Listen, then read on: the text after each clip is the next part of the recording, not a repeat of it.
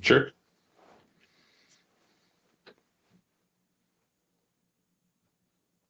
Nick, we're live. Hello. You're supposed to do the Hello.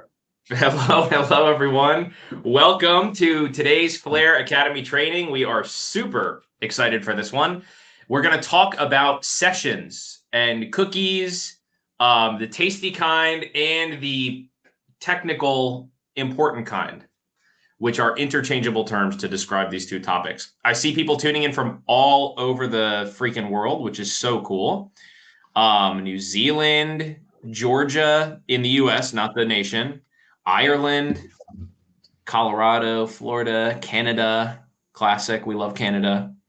UK, Venezuela, Florida, another Canada. Awesome. Nigeria, India, Germany, Portugal. Cool. All right. Quite inside your walls. Quite an international crew we have here. So thank you all so much for joining. This will be an exciting presentation. We've got a bunch of different topics to cover. And by the way, as we're going through here, we have a Q&A and we have a chat. So please feel free to be as active as you'd like. We will do our best to keep up with what everyone is saying. Aditya, yes, this will be recorded and put into our Discord. New York City, awesome. Indiana, awesome. All right, cool. Let's get on with it. So there's a couple sections we're going to try and get through today. So it's going to be a very in-depth training. I don't care if you've never heard of a cookie before, you have no idea what it is. You are going to learn today. So first, we're going to talk about stealer logs, which are one of the most important, one of the most prominent means of cookie theft. Today, there's several others, but stealer logs stand out. So we're going to give you an intro to the world of info stealers to set the stage, like where do these cookies come from in the first place? And then we'll get into much deeper into cookies themselves. So describe what a cookie is from the basics. You've never heard of it before. We're going to tell you how cookies are stolen by info stealer malware or a variety of other means. We'll talk about session replay attacks. There's a bunch of different terms for this: session replay, session takeover, session hijacking. There's so many different words. I'm going to use many of them interchangeably during this training, but we'll talk about what taking it over a session actually looks like. How do cybercriminals do this? And then we'll talk a little bit about the economy. Where are these sold? Where are these given away? And do bad guys even like cookies, or do they prefer to log in using creds?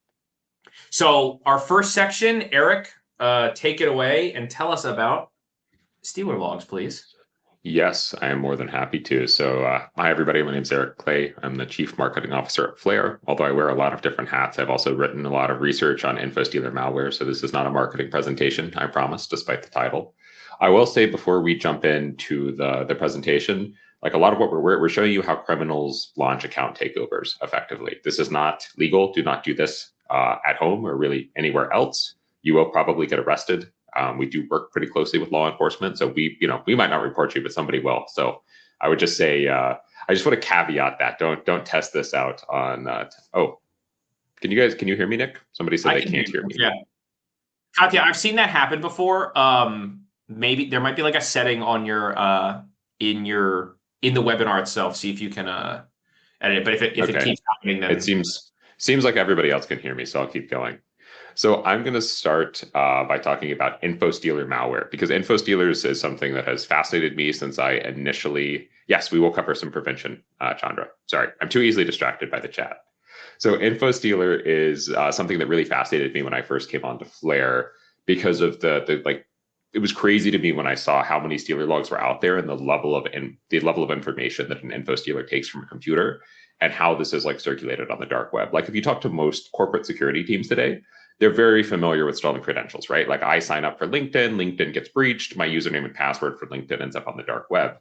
Info stealers are far more pernicious than this and far more dangerous. If you use the LinkedIn example, a threat actor would essentially be relying on the fact that my password was breached on LinkedIn, and presumably I've reused this password other places. Whereas with an info stealer, if I get infected with one of these, all of the credentials I have saved in my browser, all of the session cookies I have saved in my browser history, the autofill data, like everything gets grabbed off of my computer and gets traded, sold, and eventually given away for free on the dark web. And obviously, with this kind of access, it's much, much easier for a threat actor to take over an account, right? They're not relying on me messing up on reusing my passwords. They just have the direct credentials to access my various accounts, and in some cases, the session cookies as well. So fundamentally, that was a really long-winded intro. Forgive me for that. Fundamentally, InfoStealer is a type of malware. It infects a computer and can steal all of the credentials and session cookies saved in the browser, lightweight files on the computer, autofill data, basically anything that's not a really, really large file, the InfoStealer will grab. It also steals operating system information. It often takes a screenshot, which is really interesting because the screenshot can tell you where the infection happened in some cases or what the user was doing to get infected. And then this data can be used by threat actors to log in directly to accounts. They can bypass two-factor authentication using the session cookies, which you're going to hear endlessly about. And a stealer log with the right access, you could end up with a corporation that has multiple different applications breached simultaneously. So if you guys remember the Snowflake attacks that happened, I think last year, if I'm not mistaken, Nick. Yep. Basically what happened there is the threat actors never breached Snowflake, at least not to our knowledge. But instead, what they realized is they could look for Snowflake customer environments in stealer logs. And so this is where, maybe the admin or a user of a Snowflake environment at a bank or a ticket company or whatever the case is had gotten infected with an info stealer and their credentials to their Snowflake instance got leaked. And then I think it was Shiny Hunters started taking these leaked credentials and session cookies and using them to get access. So if you would go to the next slide for me, Nick. So what does a stealer log look like? I think it's really important to actually show rather than tell in this case. So on the left-hand side, you have the kind of like high level of meta architecture of the log. It has autofill data. So this is where you save, your home address, your social security number, your mother's maiden name, because man, filling that out all the time gets really tiresome. It has your session cookies. These are very, very important. We'll talk a lot about these. It, for some reason, pulls Discord information. Do you know why it pulls Discord information, Nick? I'm going to put you on the spot. I never quite understood. Yeah. There's like a bunch of Discord bot scams that rely on taking over accounts to spam links and like worm their way around other Discord channels. I see. And there's like a bunch of scams that happen on Discord that they benefit from. And they grab from all kinds of stuff. Like if you have Steam on your computer, they're going to grab everything from Steam. They'll grab all kinds of stuff. Yeah, a bunch of good notes in the chat. Discord is essentially a browser. Totally. Discord is one of the most valuable set of credentials to steal if you're a crypto-based criminal. Totally, yeah. Lots of crypto scams going on, lots of money moving around through Discord communities, certainly. No, that makes a lot of sense. I appreciate both Nick and the people in the chat for enlightening me because I always wondered that.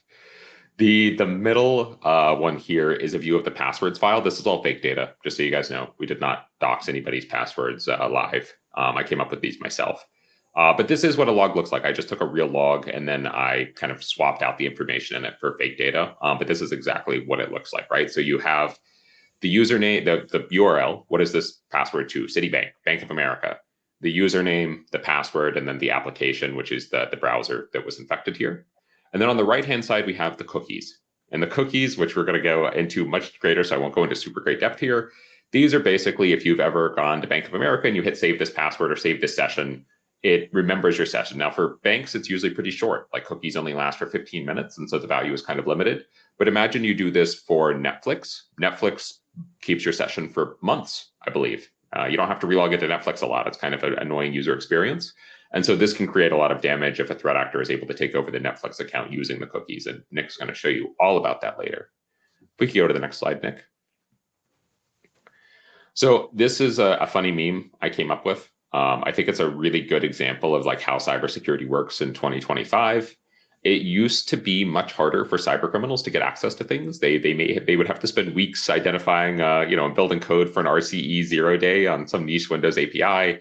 Now they just look for direct access floating in a stealer log somewhere on Telegram, or maybe they even buy it on Russian Market, which is a dark web marketplace where you can actually search for credentials or like specific things. Like if you're on Russian Market, you could say, I want logins for Okta or whatever the case is. And then you can buy logs directly that have that access. And so it has become much, much easier for cyber criminals to take over accounts very directly because of this dealer log ecosystem and kind of how much it's lowered the barrier to entry. And that this whole economy, which the economy underlying the cybercrime ecosystem, I think, is one of the most important things to understand. Is it's not like one criminal is infecting people with info stealers and then using the stealer logs and then getting access and then, you know, doing ransomware or doing something bad with the data. Instead, there's like all of these different components of an economy that enable info stealers and enable threat actors to carry out ransomware and other attacks. If you go to the next slide for me, Nick. So this is Verizon DBIR from 2025. We actually I don't know why it says confidential. It shouldn't. This is not confidential. We contributed data to the Verizon DBIR specifically around info stealers. And the statistics are absolutely insane. 88% of web application attacks involve the use of stolen credentials. 46% of stealer logs from likely non-managed or personal devices contained corporate credentials. So like corporate credentials are all over the stealer log ecosystem. I think at one point I looked up and there were over 100,000 Active Directory credentials being traded or sold in the cybercrime ecosystem as part of stealer logs. And ransomware attacks and info stealers are very highly correlated. If you see really sensitive access for a company's Active Directory or other kind of initial access get leaked in an info stealer that's relatively fresh, there's a pretty high correlation of ransomware activity around that. And so it's really hard, right? Like it's really difficult because we don't have the kind of inside information to say a threat actor is using info stealers to carry out ransomware attacks, but just based on kind of all of the circumstantial evidence that we've seen, the discussions, you know, data like this where we can build this correlation, it seems incredibly likely that info stealers are one of the primary vectors of attack for ransomware groups. You go to the next slide for me, Nick. And how many stealer logs are out there? So this is kind of a rough estimate. We see about 76.5 million total stealer logs that have been released into the ecosystem. Monthly stealer logs, we see about 5 million new per month. So like if you think about this data in context, this is greater than 1% of all global internet users have been infected, which is, again, absolutely like a mind-boggling amount to think about. And then you see 20 to 30% that have something like really critical. So like Active Directory or some other really critical system or service that could lead directly to a kind of corporate breach. Nick, you look like you may want to make a point here. Yeah, it's worth noting that like the 76.5 million, which like, you know, is a number that only grows quite substantially, represents computers. Like that's an infected device. One computer may contain credential information, login information to thousands of services and dozens of people. Like a single shared computer, a single, you know, someone logging into other things on someone else's computer. One infected device represents several people who have something compromised in their digital footprint, more likely than not. So it's, you know, it's several hundred million people affected, if not more, from stealer logs alone, not the regular old like big leaks. And VXDB asked, is Russian market still the largest market for cookies?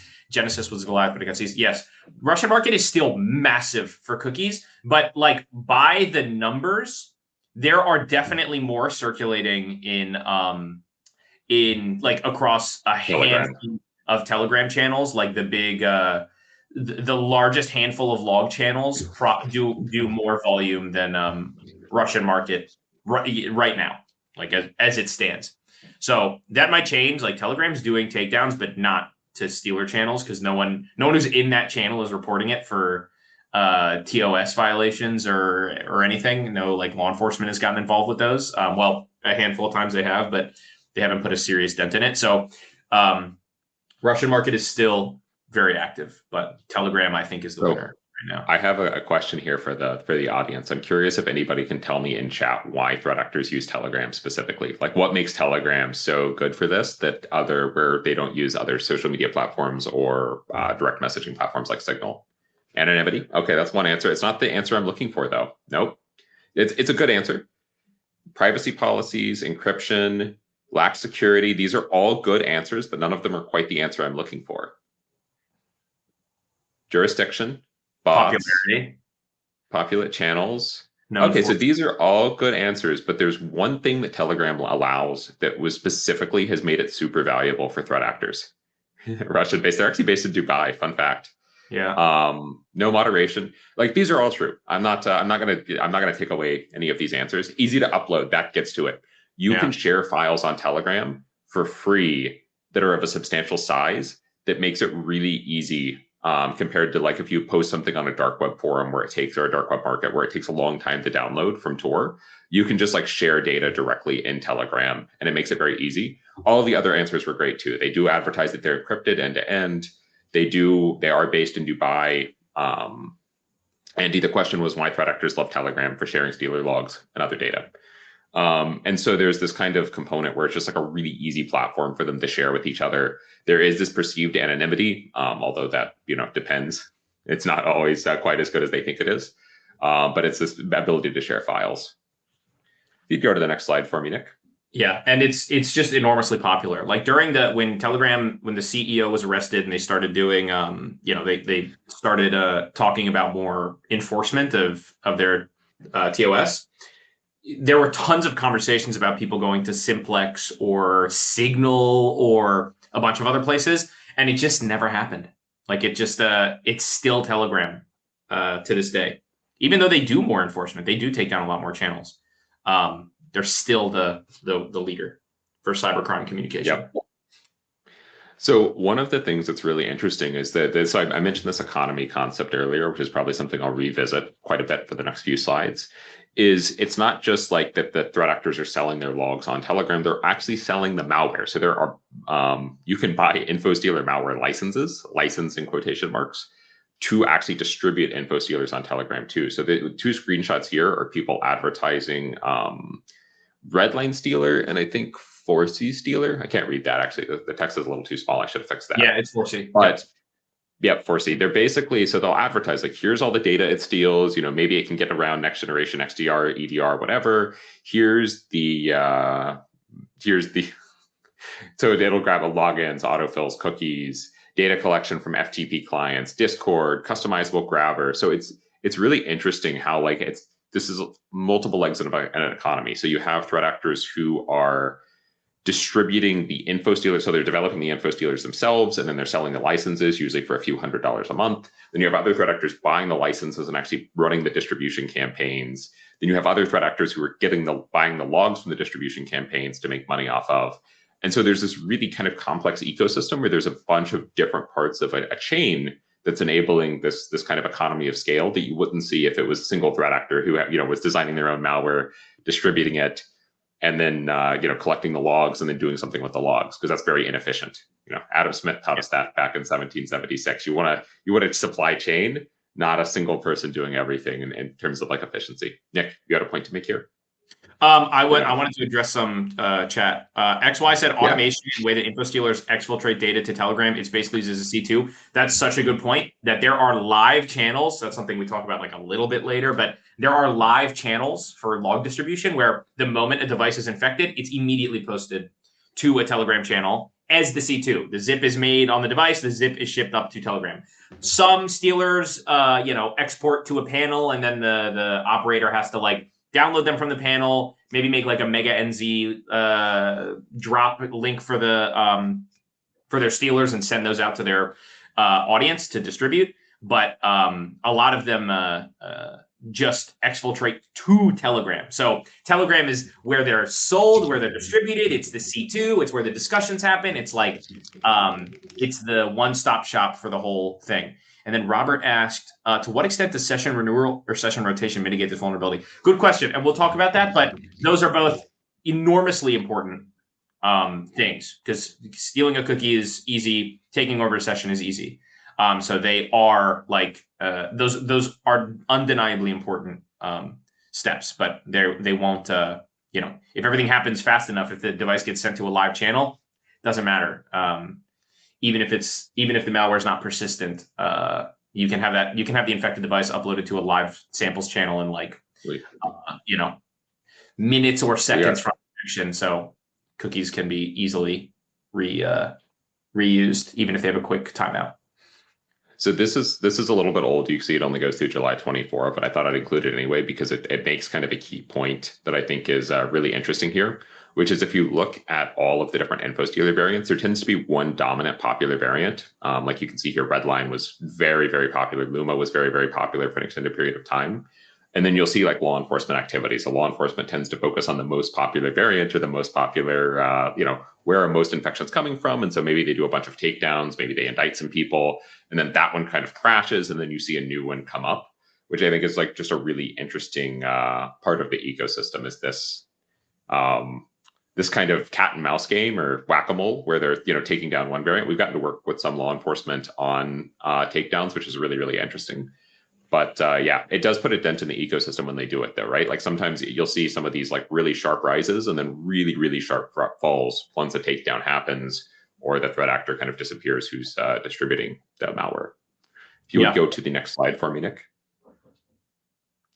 So how do people actually get infected with this malware? I think this is a really interesting question. I have personally looked through thousands of InfoStealer screenshots because it tells like a picture tells quite a story. So the big one you see is cracked software, which is also not my first bullet point, so forgive me for that. But you see tons of cracked software. So the most common thing we see by far is somebody going and they're trying to download Adobe Photoshop cracked, or they're trying to download some random tool or platform, and it actually has InfoStealer malware. The threat actors often distribute it using like Mega NZ. I think, what is that? The paste site they use in like blog site they use. It's common in Russia. Nick, it's like a paste site sort of. Telegraph. Telegraph.ph. Yeah, Telegraph. And so they'll often be, so it's cracked software is the number one thing. So don't download cracked software. That's a really bad idea. The other things you see though are malicious Facebook and Google ads advertising things. And so you'll see like malicious Facebook ads where they've taken over a Facebook account and they're running ads for, Windows 11 upgrades or something like that. Somebody clicks it, they download it, and suddenly they've been infected. And then YouTube. One of the other big areas you'll see, and we'll talk about this a little bit more, is where they take over a YouTube account and then use the YouTube account to promote cracked software or something. So they're looking to take over a YouTube account that already has a lot of subscribers that they can kind of directly reach and say, oh, hey, here's this free software. There's even guides on how to make videos to infect people. Go to the next slide for me, Nick. So here's kind of like a common attack pathway you'll see with InfoStealers. The threat actor will buy a license to InfoStealer malware or use an open source version. There are open source versions, although that requires a little more setup. They'll create a video. So they'll take over a YouTube account and they'll create a video saying free Adobe Photoshop. They then put this on their YouTube account that they've also taken over. The more subscribers, the better for them, as it creates like this perceived legitimacy among people who might download it. They say, hey, to download it, go to this link to telegraph.ph in the description. Now, what's really funny is when you go to the Telegraph link, it'll be like, hey, this is going to trigger your antivirus. Please just ignore that. It's not, it's totally good. You just have to disable the antivirus to make it effective. They'll advertise their video sometimes on TikTok, Google, Facebook ads. And then as people download these videos, or sorry, not download the videos, download the cracked software, they just start collecting the logs and then reselling them. So there was actually one of the most interesting things I found at Flare is there was actually an entire guide from a threat actor that they were giving away on how to do infections. And it's really entertaining. So this is, they had it in both Russian and English. So I'm going to assume their primary language was Russian. And it's really funny. In the whole guide, they call their victims the furry ones. I have no idea if this is like a weird translation or if, like, I have no idea why. But basically, search titles, part 1. What is the title? In fact, it's simple. This is such an enticing name for an advertisement, which will lure our furry ones. So if you go to the next slide, Nick. Elon Musk shocked the people. Elon Musk said how to get 0.2 Bitcoin. So a lot of times they'll use like crypto scams or other things in their advertisements where they're basically, saying like, oh, we're going to give away a free Bitcoin, just download this, or anything that's enticing to people and that will kind of like activate, for lack of a better term, greed. Like, oh, I can get 0.2 Bitcoins. Let me go download this immediately. A lot of times what you also see is children. Like children download a lot of this stuff, right? Like if you're an adult, hopefully by this point, you probably know nobody's giving out $20,000 in Bitcoin if you download a link. Children are a different story. So you often see a lot of infections happen from children using their parents' computers who then download it and then expose a bunch of corporate information on Telegram or the dark web. So they actually have like screenshots from Google Ads along with like information on how to take over Google Ads account and how to run Google Ads. So it's kind of like a marketing guide almost, except like illicit marketing, where they're like, don't we have to specify a limit on the cost per click. Otherwise, all of the stolen money you're using will evaporate quickly. And it does not evaporate for the furry ones. Click save, go ahead. Yeah, Chandra, I probably am biased. I work in cybersecurity, so I tend to work with more security conscious people. But there's that's not a bad point. Roblox is a very common infection vector. Roblox infection vector. Roblox is insane. So and to be clear, it's not Roblox infecting people. It's like free Robux infecting people. So they'll run ads for like free Robux, and then there's a download, and then the kid goes and downloads it, and then they're infected. It's like millions of screenshots from Roblox. It's crazy. So what you're looking at, Robux generator, exactly. So what you're looking at right here is actually one of the most interesting campaigns we've seen run. And because like usually what they're doing is they're kind of doing YouTube accounts. They're not really hosting a lot. This was actually a campaign. This is the real victim screenshot, by the way. And this is actually a campaign where they were impersonating Midjourney, which is an AI image generation platform. And they built like a whole campaign around this. So they ranked it for SEO. They had a like this landing page. Notice it says it's possible the computer security system may falsely trigger. Like they even added some like animation to it. Like it's really interesting. This was back in 2023. And we saw hundreds of thousands of users get infected from this campaign. Like it was a very widespread campaign that it impacted a lot of people. Now, if you were familiar with Midjourney, you know that they work on Discord. Like they're integrated with Discord. So it's not really, you're not, downloading something for Windows should be very suspicious.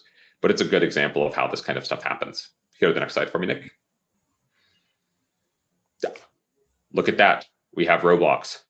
This is, again, super common. Kids Google free Robux, and they end up in this kind of, we end up with screenshots where they have Roblox open and they have downloaded something they shouldn't. Next slide for me, Nick. Go ahead. Andy said he calls it roadblocks to his niece and nephew. Please never stop doing that. Even if you do, learn what it is in great detail. I'm going to start calling it roadblocks myself. That would drive my my niece insane. So we have a kind of visualization of the attack pathway here, and I'm going to trust Nick to kind of like build it as we go. So here's one way they were doing it. They ran Google ads searching for free Midjourney, malicious domains. They basically created some malicious domains to distribute the malware. So they had stuff like midjourneydownload.org. The users would try to download it. They would get infected. All of their information, their credentials, their session cookies, their browser history, their autofill data would be sent back to a threat actor C2. Then this would usually what happens is it goes into a private Telegram channel. So there's 3 types of Telegram channels here. There's private Telegram channels where they say it's usually a monthly membership fee.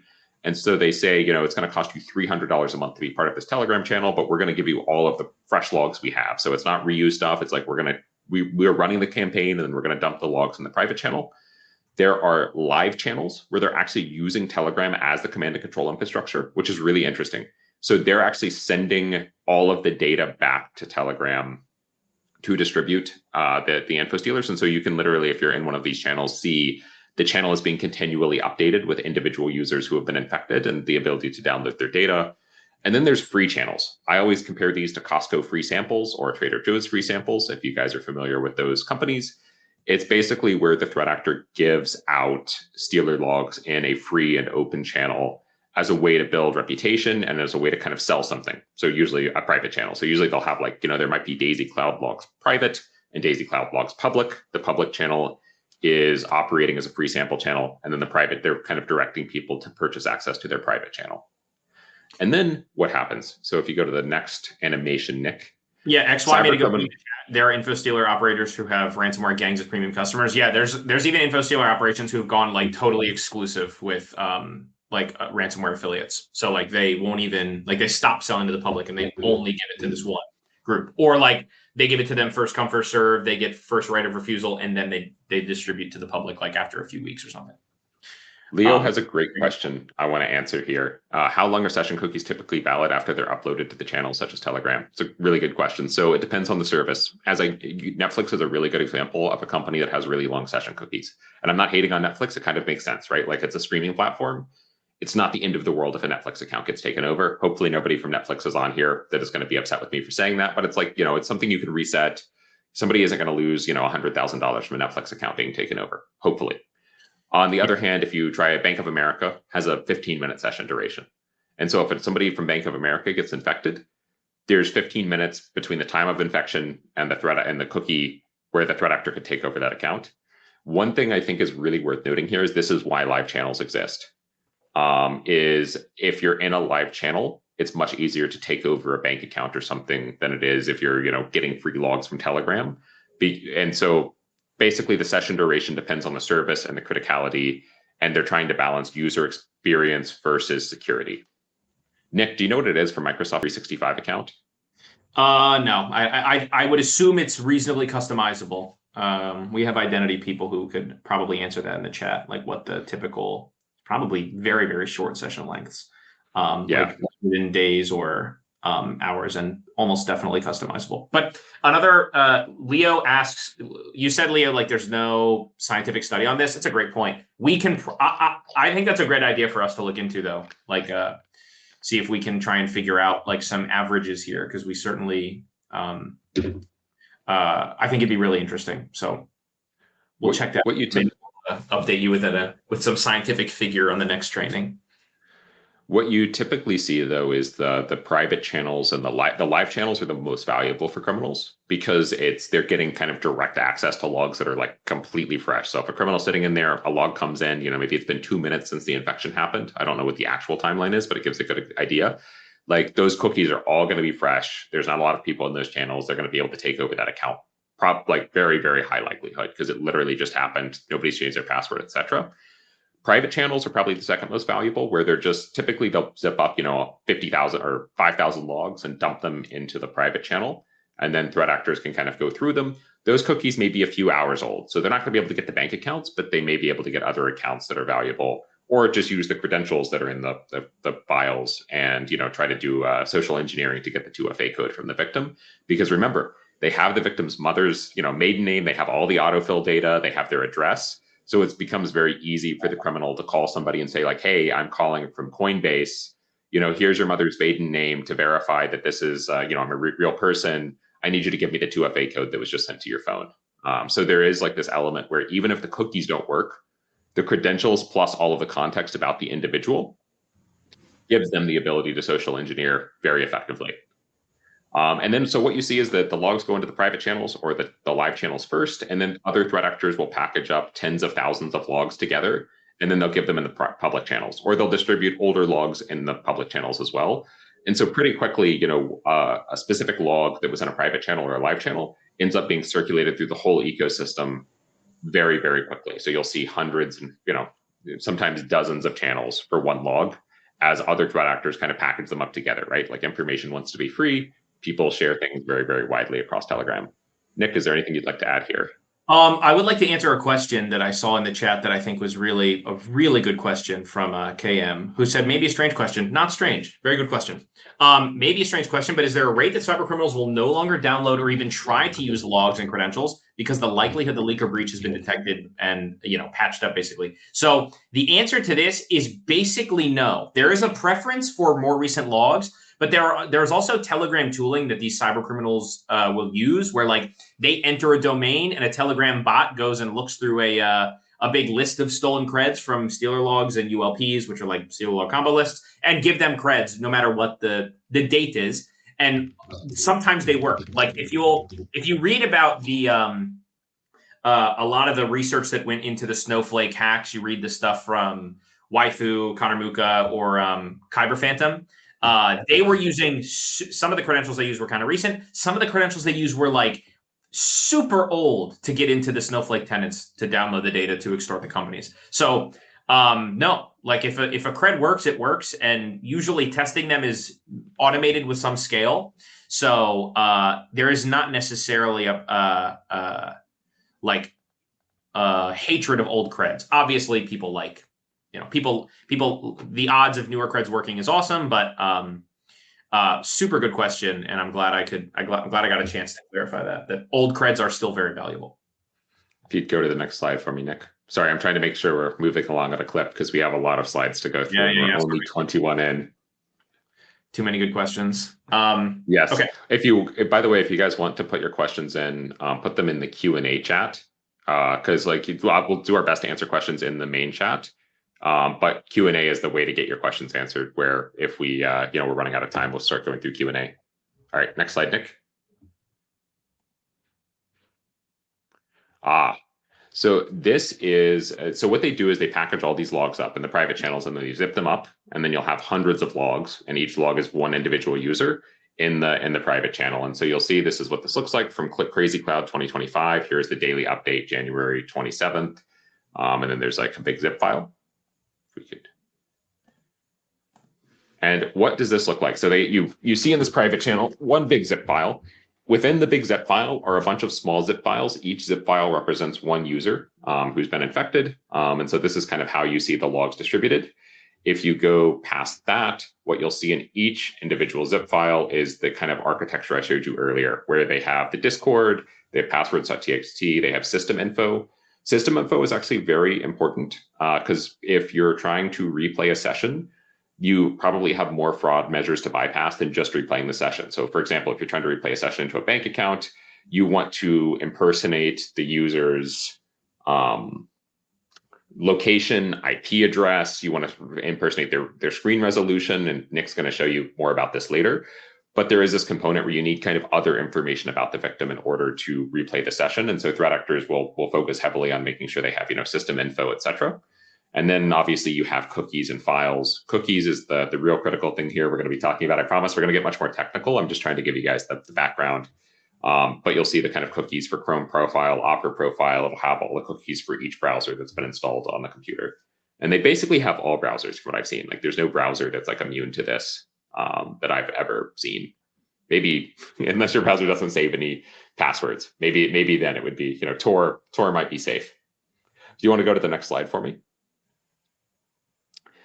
So this is one of the most interesting things. I've actually said this several times, so I won't say it's one of the most interesting things I've seen at Flare, but we found a bunch of Stealer logs that actually had infected info Stealer users. And what I mean by Stealer users is I mean criminals who are downloading Stealer logs to actually hack into accounts. So these are kind of like the last stage in this attack chain I described. These were users who were trying to get access and commit fraud or theft or et cetera. So what was interesting here is we found several hundred. They got infected because they downloaded something called BL Tools. Nick's going to talk about BL Tools in a little bit. It's a checker. And a checker is basically a tool where a threat actor can upload thousands of info Stealer logs, and it's going to look for session cookies for very specific things they're interested in. And so what we found is a threat actor infected BL Tools with an info Stealer and then distributed free copies of cracked BL Tools on the dark web. And then other threat actors who were trying to abuse info Stealer logs to commit fraud and crime downloaded the checker and got themselves infected and leaked all of their information into the info Stealer ecosystem too. So hopefully that's a clear explanation. It's a little bit complicated. So what we're looking at right now is a user who was taking over Facebook accounts. He was based in Nigeria. We actually think he's a romance scammer based on the context of the log. And so basically he was just taking over dozens and hundreds of Facebook accounts. And his entire workflow from end to end was Facebook accounts. So he wasn't interested in bank accounts, et cetera. And this is the real way that most logs are used in the ecosystem. Is there's obviously a small subset that end up with ransomware groups or initial access brokers. But most attacks with info Stealer logs are against consumers because it's the easiest, fastest, lowest technical barrier to entry is like, I'll take over Facebook accounts and distribute malware or run romance scams, or I'll take over, Netflix accounts and sell them, whatever the case is. I don't do any of these things, just to be very clear, but I'm speaking as if I was a criminal in this case. And so this was really interesting though, to find kind of all of the victims were the thieves themselves in this case. If you go to the next slide for me, Nick. This one was another really interesting one. So we looked at the browser history of this one. So this was a user, I forget where this user was based, but basically you could literally see how he was taking over Bank of America accounts. So you could see Bank of America sign in, Bank of America sign in, successful redirect, Bank of America, my accounts, Bank of America redirect, Bank of America account transfer, Bank of America account add, overview, make transfer, sign off. And so this is a pretty good workflow of how a threat actor could take over a financial services account. So if I had to guess, this actor was either did a 2FA, social engineered for a 2FA code, or was in a live channel and just replayed a Bank of America session that was completely fresh. But in any case, you could literally see his kind of successful workflow for theft in the browser history, which was just absolutely crazy. Next slide, please, Nick. So, intro to cookies. Threat actors use cookies a lot. They talk about cookies a lot. If you want to go to the next slide, we're going to cover some of the conversations and what is a cookie. Nick, is this my slide, or my slides are your slides? Forgive me. I know we talked about this before. These are mine. I'll give it back when we get back to bad guys. Perfect. Cool. Okay, so what is a cookie? This is the most fun part, in my humble opinion. A cookie, if you've never heard of a cookie, I'm going to show you everything you need to know about what a cookie is from scratch. A cookie, definitionally, this is Google's AI response. A cookie, also called a web cookie, internet cookie, browser cookie, or simply cookie, correct, good job, Google AI, is a small block of data created by a web server while a user is browsing a website and placed on the user's computer. Correct. So a cookie is something that a web server puts on your computer, I know, ew, to track some piece of data associated with you, the user, accessing the website. Cookies are helpful because if you're online shopping on on like a Shopify store, and you close your tab and you accidentally Alt F4 your whole browser, you reopen it, the items you're checking out are still in your cart. You don't have to re-add them. They were saved there. They were saved in a cookie. If you closed your Facebook tab or YouTube tab or pretty much any common internet product tab, especially social network, and you open it up 2 weeks later, you're still logged in. You pick up right where you left off. You don't have to re-authenticate. You don't have to anything. So cookies are literally a thing that lives on the device. Now, where they live isn't that different depending on the browser. Maybe one stores them as a text file, one stores them in SQLite or something, but they're very, very similar. So a cookie in Opera and tons of other browsers literally exists as a text file all in your file system. And if you were to double click and open this file, you would see a list of cookies. A cookie is literally a string that is stored on your computer. It's a variable that's being saved there. And then on Mac, it's the same thing. Cookies.SQLite. This is Firefox. This is Opera. They're all stunningly similar in how they operate. Now, what do they actually look like? Get your minds out of the gutter. They do not look like this, though that would be awesome. We're not talking about stunningly delicious cookies, which these are the most delicious images I could find on Google Images. This is the best cookie I've ever seen. The chocolate chips are popping out. It's probably a super gooey cookie, but none of that. We're done with these cookies, okay? It's time to get serious. Cookies are text blobs. These are funny fake website names, but this is the structure of a Netscape cookie file, which is cookies exported in the Netscape format. You may have heard of Netscape. It's a little old now, but cybercriminals, Stealer logs, everything exports in Netscape format. If you ever open the cookie file of a Stealer log, it will pretty much always look exactly like this.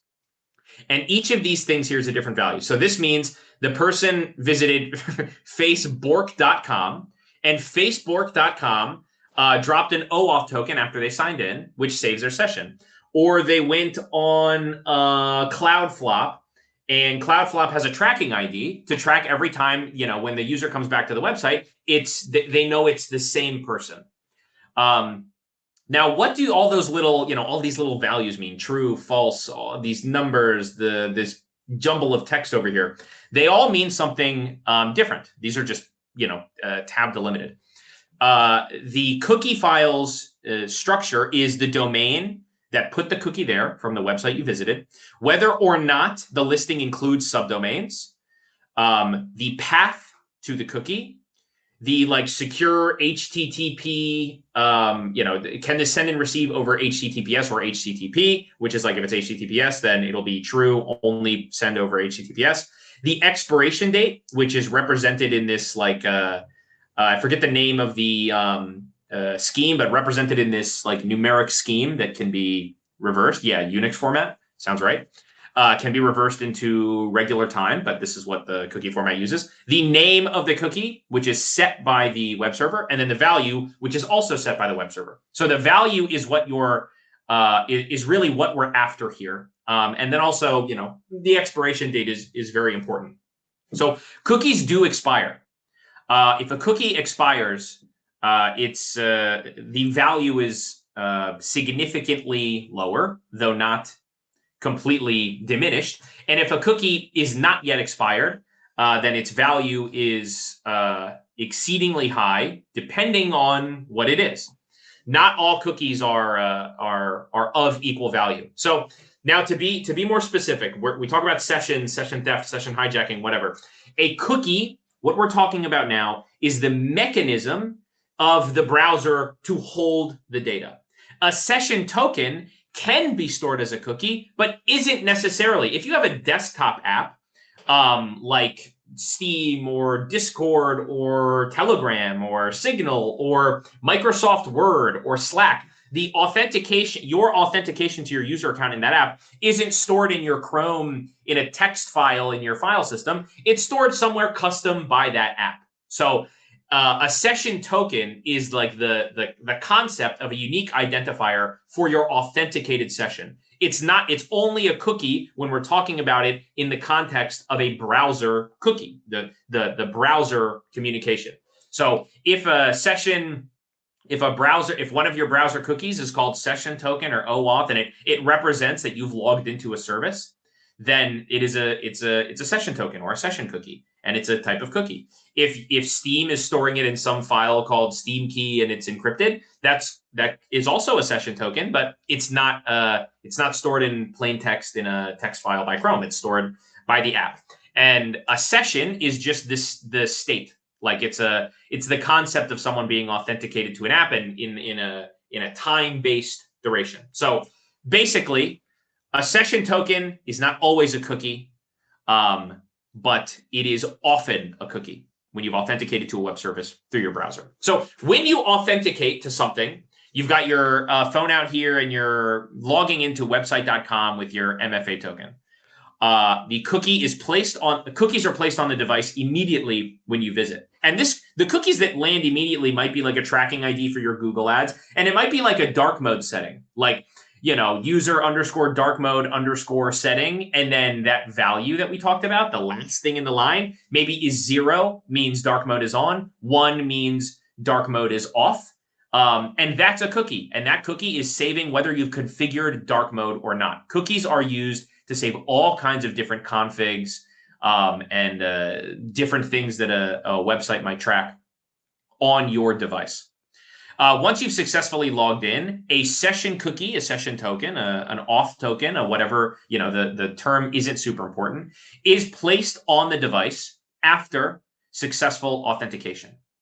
And then it stays there. So when you come back 2 weeks later, if the session cookie is set to expire in 6 months, no big deal. You open the website, you're still logged in, but after 6 months, you open the website and it's going to ask you to re-authenticate because your cookie, your session token, your auth token, your cookie has expired. It's no longer valid. Now, what this literally looks like in a cookie file, you visit the website, you haven't logged in yet, and you've got 2 cookies. Dark mode set to 0, so dark mode is off, and visitor ID, which is set to a certain number. Maybe it's literally your visitor number 1,284 to this website. People can track whatever they want in cookies. So let's say they're tracking your visitor number and whether you have dark mode enabled. Then you log in using your 2-factor, and another cookie is added to your cookies.txt file for this website, and it's called session token, and you get a unique value here. Now you leave the website for several months or weeks or whatever, and you come back and it says, hey, welcome back. We checked your session token. It's not expired yet, and the value checks out. So here, you're logged back into your account. You didn't have to re-enter your MFA. You didn't have to log in through your username and password. You just opened the website. The website checked your cookies to confirm that your account still existed and your session was still active, and let you continue, let you pick up where you left off in your session, and it will expire when it expires. So that's how login works. Now, session theft is, and I guess another important thing that we've already said to reiterate, this is a crime to do. But session hijacking is trivially simple. So the victim machine has your cookies on it. This is you. You're welcome back, Steve. We're at the last phase here. You're in your Chrome browser. You're in your authenticated session, and you need to, your boss asks for some super impressive thing with like an image you have to edit, and you can't do it in GIMP. So you have to download Photoshop. But there's no corporate license for it. You just need to get this done. You look up free Photoshop. You download the first thing. And this puts an info stealer on your device which was laced into the free Photoshop cool stuff download here .pdf.exe. And this steals everything from your device up to and including your cookie file. Now, in some Telegram channel somewhere, your cookie files have been sent to a bad guy, and the bad guy says, hey, new free stolen cookies. It's the September 4th update. And they've got your cookies and a bunch of other people's cookies. Now, anyone who's a member of this Telegram channel can download your cookies file and basically, I'll clarify some caveats here, drags and drops it into their own browser, loads their browser, and boom, now they're Steve. They pick up right where you left off. And they're logged in as you. They don't have to enter MFA like you did. They don't have to enter a username and password. They don't have to do anything except put your cookie file where their browser is expecting cookies. And the browser, when you're logging into the website, says, oh, hey, it's you again. Now, again, there's a lot you have to do to make sure the config works, but this is how session hijacking, and again, lots of different names for this, session takeover, session hijacking, cookie jacking, all of them you'll see used interchangeably. Are this easy. If you at home took the cookies off of your laptop and dragged them onto your desktop, most things you're logged into would probably still work. A couple things might not because they'll recognize you changed something, but a lot of your services would just let you pick up where you left off and no re-MFA, no re-login. It would be fine. And no, Steve did not. He got infected with an info stealer and reinfected every day, and a bunch of kids in Telegram made fun of him for 2 weeks. He did not get the image done in time. It's really sad. No, he didn't get fired. You shouldn't get fired for this. It's a mistake. We're all responsible. So not all cookies are equal. Like I said, one cookie. So this is what real cookies look like. One cookie is called, that I checked in real browsers for, is called cookie script consent. So this is like when a cookie pop-up window comes up in the bottom corner when you visit a website and says, hey, would you like to accept the cookies for this for our service? And you click yes, that will save to a cookie that says, hey, they accepted the cookie script consent, and here's the config they chose. Allow targeting, allow analytics storage, don't allow ad storage, whatever. All of that saves to a cookie now associated with you, the user. This one, ESTS auth persist token. Okay, so stealing this up to down token, no big deal, right? What can a bad guy do with this? Now they have your ad settings. Cool. Who cares? Stealing this token, the ESTS auth persist, which is set to, is not yet expired, is extremely consequential and basically gets you into every Microsoft tool that the person has. If you look up the name of this session and look up any number of attacks around it, stealing this cookie is a seriously dramatic incident that allows access into like all of your federated Entra ID connected things. So this is a very big deal. And why do cybercriminals like cookies? Cookies are simple. If you've already authenticated through MFA and that cookies.txt file has a session in it, a session number listed that's already authenticated through all of the means, you entered your username and password, you entered your MFA, your session's been issued, then if someone steals that cookie file, and plus a couple other things I'll clarify later, they can resume as you without multi-factor. So you can walk past multi-factor authentication with an active session that you've stolen. And stealer logs are also structured to make this easy to do by dragging and dropping this cookie file into an anti-detect browser, which we will now get into. So how are cookies stolen? Cookies are stolen through, first of all, the classic infection vectors. Eric hinted at some of these. These are some screenshots from real stealer infections. This is someone Google searching Java, and I hope the text is big enough, but you'll notice the first thing that pops up in Google when this person was searching it at the time was go.java-gapp.space. And the second one was oracle.58226.click. Both of these were probably stealers. What we know for a fact is the first one was definitely a stealer. And if you successfully like get a Python, Java, brew, whatever ad ranked at the top, and you're doing, you're a cyber criminal trying to distribute an info stealer, you know how many people search install Python or install Java or install brew or install whatever, like on a daily basis? It's like, it's a lot. It's a lot of people search for those things every day. So you're going to get crazy volume, which this stealer, I think did get a lot of infections that we noticed. But you click this link and you're taken to the stealer page.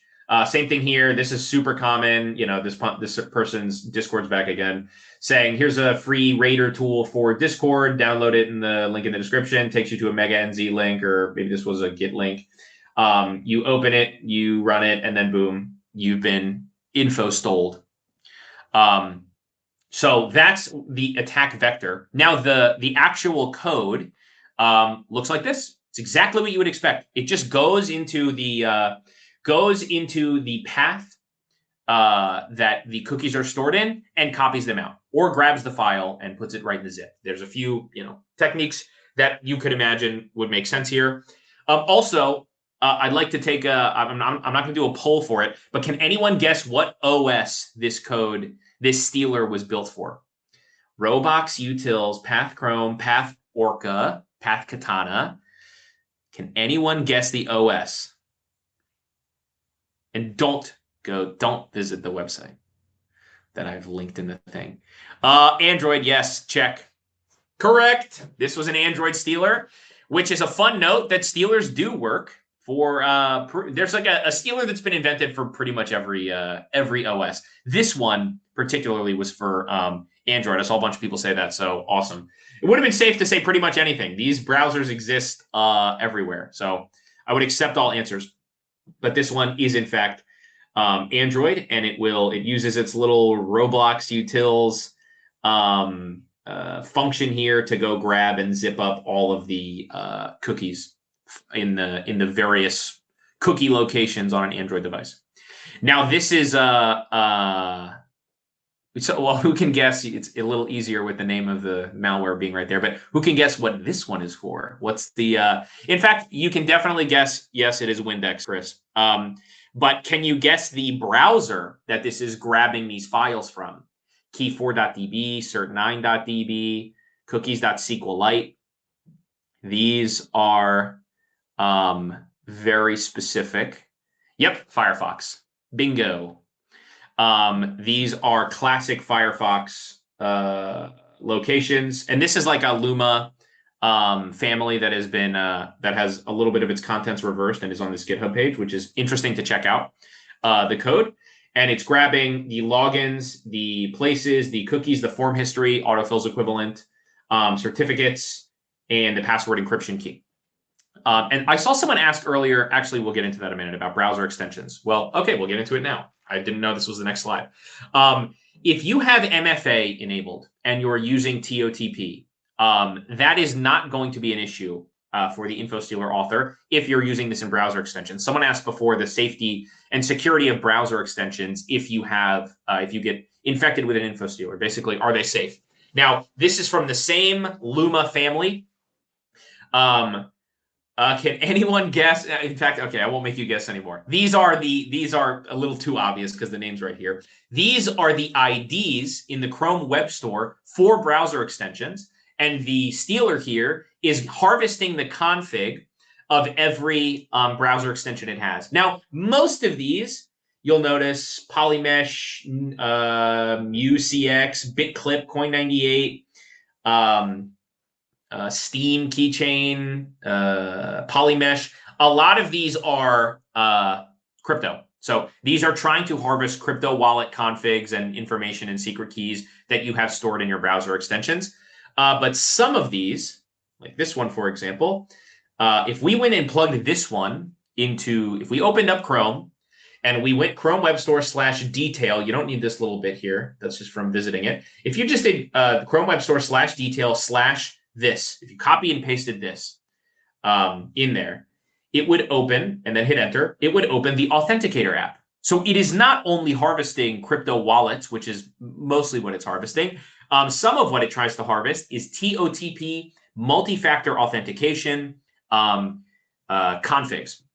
So if you open, if you have one of these browser extensions on your Chrome browser and you visit, you get infected, all the cybercriminal has to do is recreate your authenticator on their browser using the secret that is stored in the config, which the stealer steals. So all they have to do is enter in the secret here, the number of digits and token period. A lot of this will be automatic, and there are tools to do this automatically. And boom, if you go in a TOTP generator online and plug this stuff in versus the authenticator app that the person has on their desktop, you will always get the same value because it is time-based. What about TOTP built into, let's say, Bitwarden? Yeah, totally different. They're not harvesting, they're not harvesting the config of the Bitwarden client effectively, but they will try and harvest, if you have the Bitwarden master key saved to your browser's password manager, they will often get that, and then they can use that to attempt to authenticate to like your cloud Bitwarden Cloud One password. But the baked in TOTP in those, I have not, I don't doubt that it's been done, but I personally have not seen that in a stealer. Now, how do you prevent cookie theft? Or how does, you might think this is it's a shared responsibility model, right? You need to try and prevent this by not getting info stole.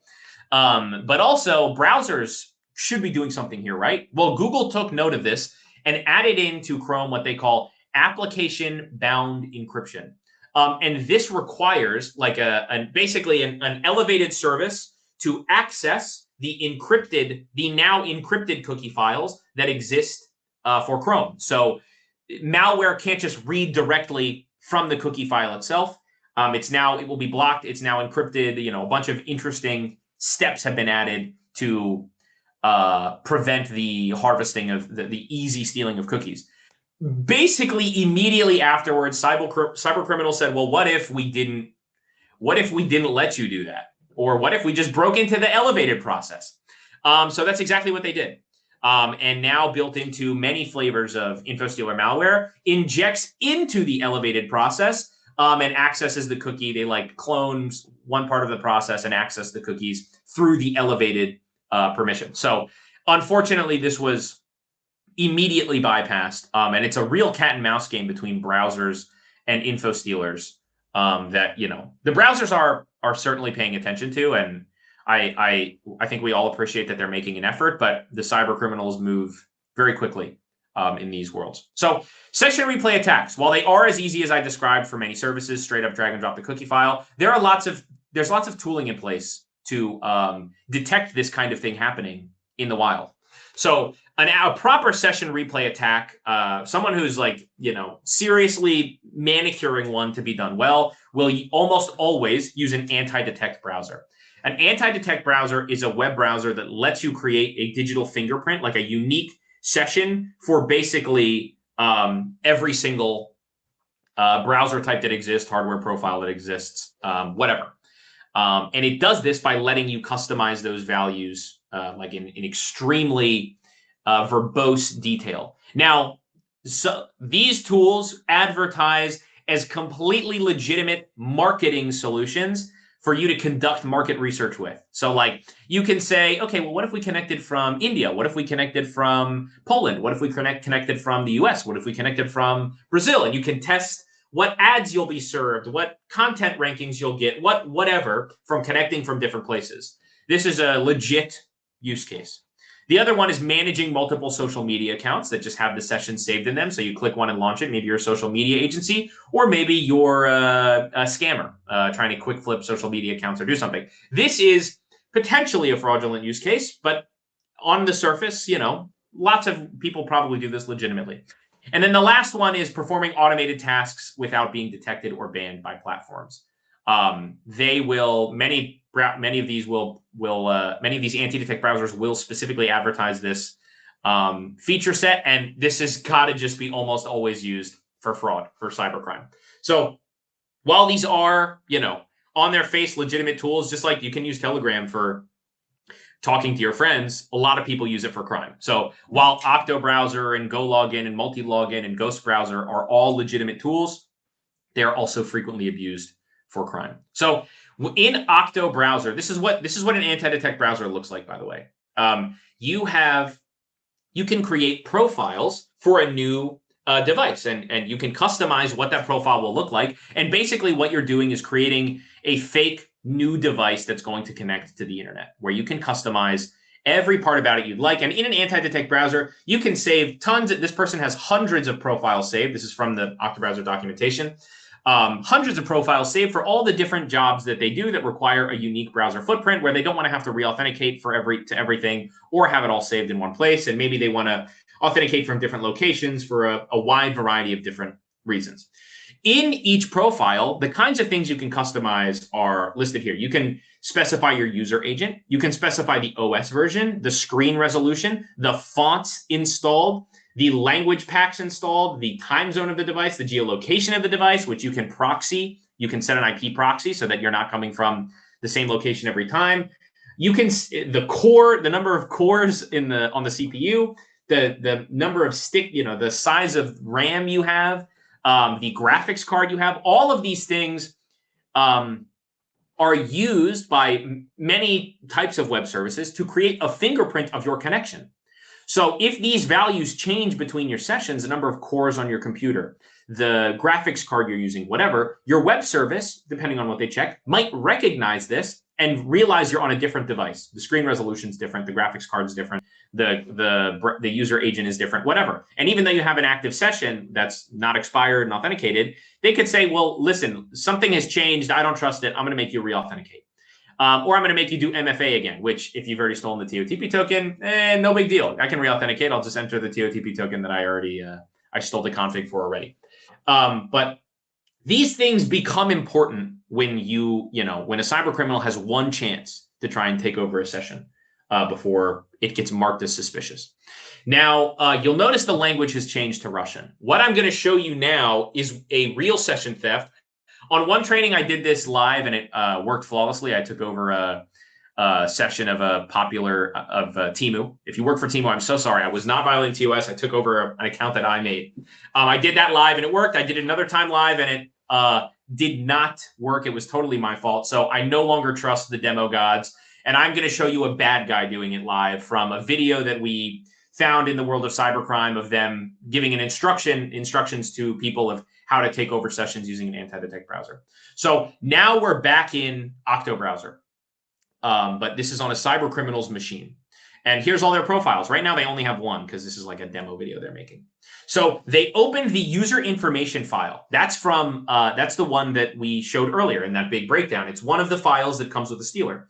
Cookie file, passwords file, stolen files from the device, and a system info file that tells you the hardware footprint of the device that was infected. So they open their stealer, they double click this user information file. It's a different name in all kinds of different tools. And they look down here and they say, okay, we got 4 cores of RAM. I'm going to go to my RAM settings and set it to 4 cores. We've got GTX 1050 on this device that was stolen. Let's change that to GTX 1050. We're connecting from Concord, New Hampshire. Let's go in our IP proxy tool that's connected to our anti-detect browser and change this to Concord.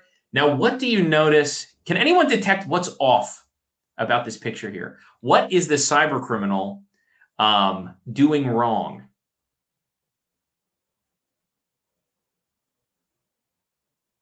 Yes, good call, Tom. Good call, Chandra, Isaac. They are connecting to Concord, North Carolina, not Concord, New Hampshire, which is a stunning lapse of basic looking. But hilariously, you'll see that doesn't really end up mattering too much. So they connect to Concord, North Carolina. Lol, shouldn't have done that. The wrong place, but whatever. And then they drag and drop their cookie file into the cookie section of the browser from the stolen device. Boom. Now it's imported. All of the stolen cookies are now set up in this browser, which has the hardware configuration that I specified. It matches. Now, basically everything on here matches the device that was infected. From the IP location, which does not match, to the hardware footprint, to the cookies. So when I launch this browser and navigate to a website, it'll be like, sure, your IP is different, but hey, maybe you just went to a coffee shop down the street. I'm not going to make you re-authenticate for that. If you changed countries, I might care, but you're close enough to where you were before. Everything else checks out. Your hardware profile is the same. Your user agent's the same. Everything else is okay. So I'll let you keep going. Now, he saves the cookie file, goes back to his profile. He's now configured this device to match the stolen device perfectly. Clicks launch, and a little browser opens. It's just like since he specified Chrome for this, it's just a little Chromium-based browser that Octo Browser offers. And then they navigate to youtube.com. They haven't done anything. They haven't entered a username and password. They literally opened the browser, typed in youtube.com and hit enter. They've never opened this browser before. They made this profile in this video from scratch. Now they launch the browser they've set up. They go to youtube.com and boom, they're already logged in. They didn't have to do anything.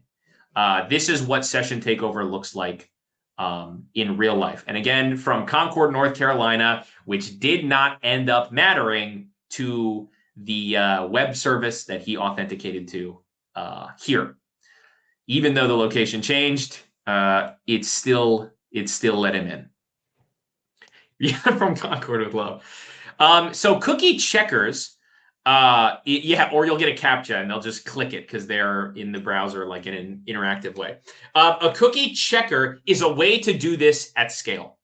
A cookie checker isn't going to have all of the same beautiful configs that an anti-detect browser has, but it'll let you do a lot. And a lot of people will just specify a path to their logs. A lot of the cookie checker tools offer this, and they'll say, hey, I'm always sending logs to this directory, documents/hacker stuff/logs/September 25. They'll set that to the log path in the cookie checker tool. They'll write a script to go pull the logs from their Telegram groups that they're in, and they'll automatically, while they're sleeping, be sending logs into that thing, and the cookie checker can be checking them. They can also configure this to happen, totally automatically or on demand, or you can build, they can build their own cookie checker if they wanted. Nick, but you can check the service. Can I interject here briefly? Yeah.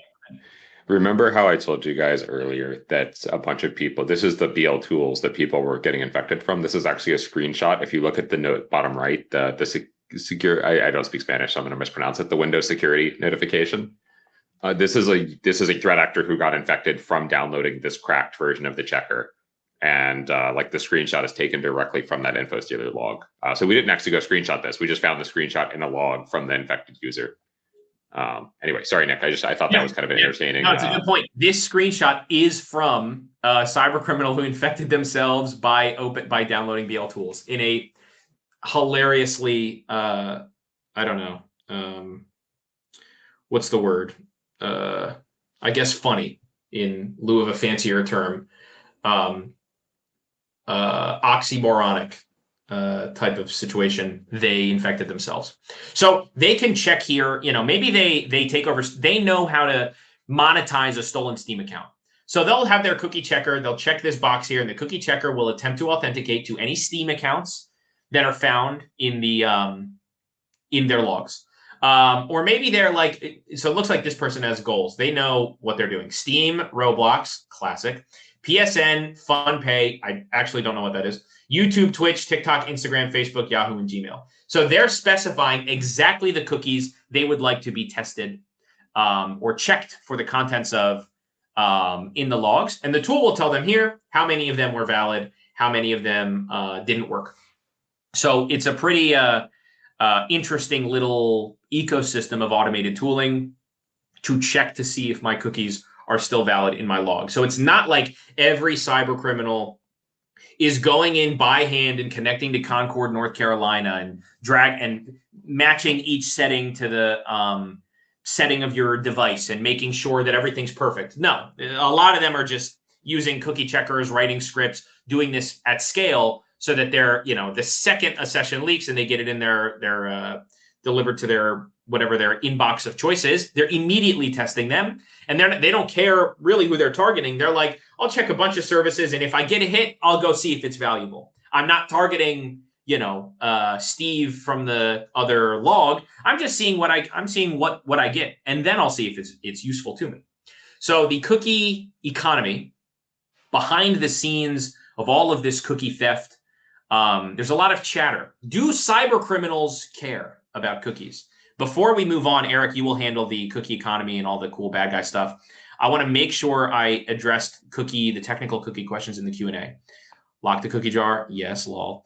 VXDB asks, is this a stupid question? What if the browser encrypted the file folder where your passwords and cookies are stored? So that's kind of what they were going for with application-bound encryption.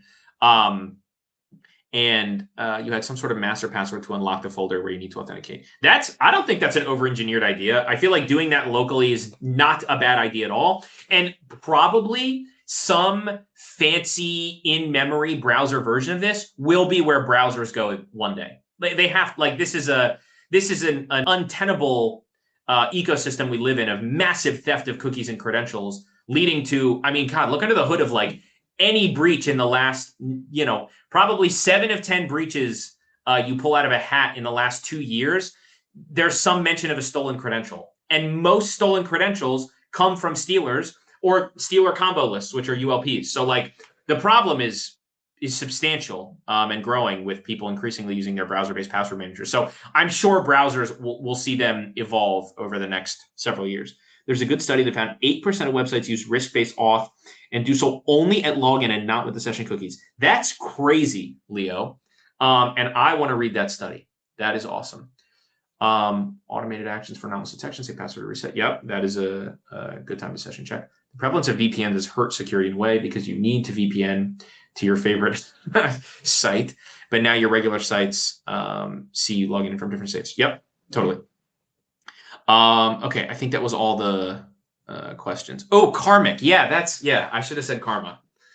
In the universe answering a karmic question, they infected themselves with a cyber criminal tool. Okay, Eric, now tell us, do cyber criminals care? Do they like cookies? Do they even know this exists?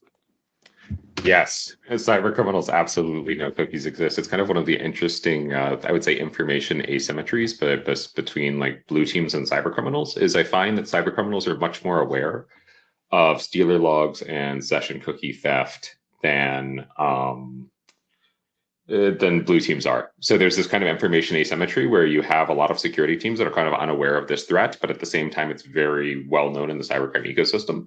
And I'm going to go on a slight tangent here before I jump in. I think this is one of the big things as an area I see for threat intelligence that should be really effective, is threat intelligence teams should be explaining this risk to their companies in an effective way and providing all of the context on how this is being used by cyber criminals. Stuff about scattered spider is important for some companies, or this stuff about APTs. But at the same time, part of what I think security teams need to improve at is this information flow from what's actually happening in the kind of mass cybercrime ecosystem, and then how you can adjust corporate security to improve against that.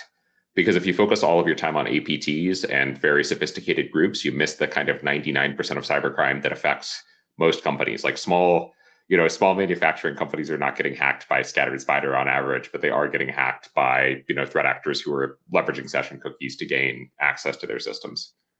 So there's a bunch of posts here. Nick put these slides together for me last night because he is a very generous person. So I haven't seen these all in advance. So I'm going to kind of talk you through slides that I have quick glanced at very briefly before the presentation.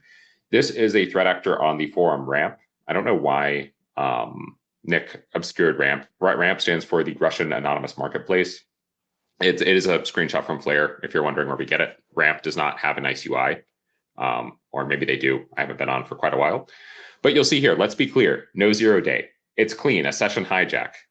I have a rat on a senior executive's machine. He logs in with multi-factor authentication. Then I grab the authenticated session cookie from his browser. I use his live session, no MFA prompt for me, simple and effective. And you got the location wrong. It's not Japan. The access is EMEA. The admin is based in Paris. It's a delivery admin for the whole region. From there, you can go to NA, APAC, domain trusts are in place. And so you can see here, like he's kind of covering two pieces with one session cookie. He has the initial access.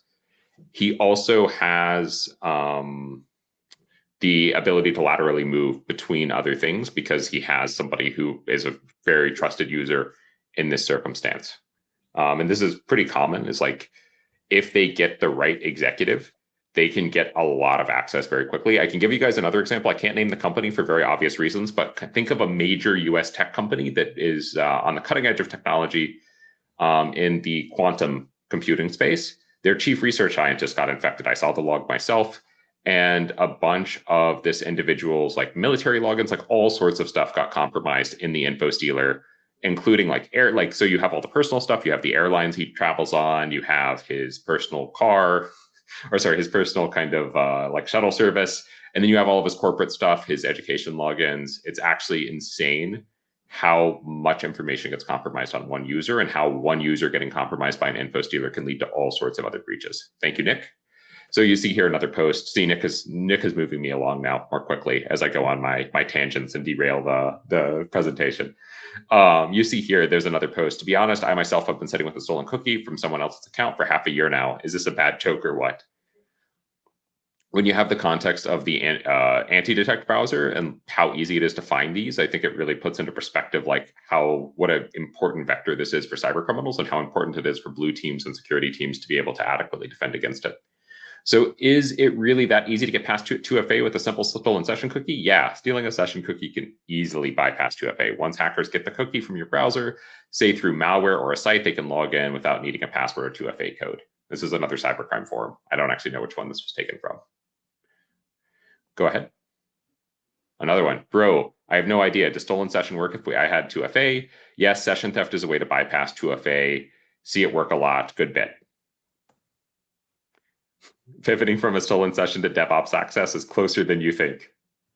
So it's like actually very interesting how much cybercriminals love cookies and how much they love discussing cookie compromises, because it is much easier, right? Like they're always, if you think of the cybercrime ecosystem as an economy, they're always trying to maximize profits, which means they're always trying to find the easiest way in to get corporate access to the system, access to corporate systems, but also get access to people's bank accounts or cryptocurrency accounts.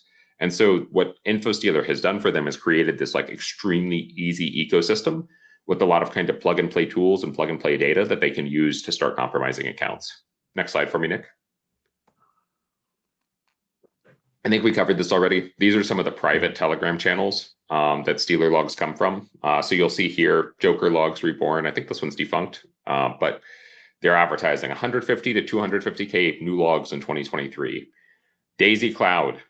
So here's a file that they have a password, and then they have the price list, 30 days, 50 days, etc. Arthouse Cloud logs. This one's really interesting. One of the things you see increasingly in the Telegram cybercrime ecosystem is they are investing in marketing and branding, because it is a very robust ecosystem with tens of millions, maybe hundreds of millions in transactions. And so you'll actually see threat actors trying to differentiate themselves with nice branding. Like somebody clearly spent some time on the UI UX for Arthouse Cloud logs, which I think is very interesting. Next slide, please, Nick. Yep. So sample, actually, Nick, would you mind talking through this slide? I think you could probably do it more justice. Yeah, sure. So there are there are several, we've hinted at these, I think, several means of distribution on Telegram. Like there are marketplaces where cybercriminals can buy stealer logs that are just websites where you like check out like normal. Most of them circulate on Telegram, and there are three types of channels that exist. One is sample channels. These are where people give away, often for free, access to old logs, or maybe new logs they're doing promotionally. But this is where like several different stealer log sellers will come into this sample channel and give away free logs for other people to enjoy, or maybe they'll have their own sample channel to promote their private cybercrime, business of some kind. Then there's archive channels, which will these are often private channels.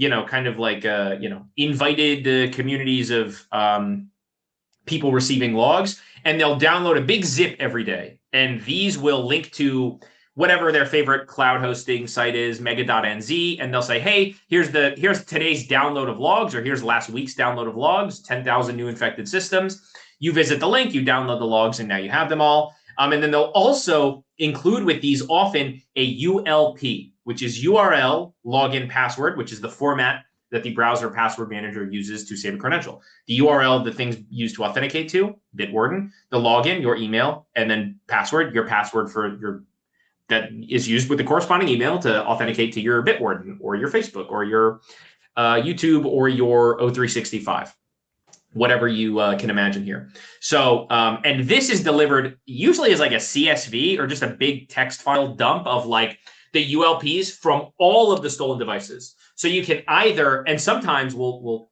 look at some of these later, they'll have a cookie version. So they'll say, here's the cookie file, and it's cookies from all 10,000 infected devices. So you don't need to go through one by one. We just have them all here. The ULP is like, you don't have to go in the password file, unzip everything. Here's just a big text file.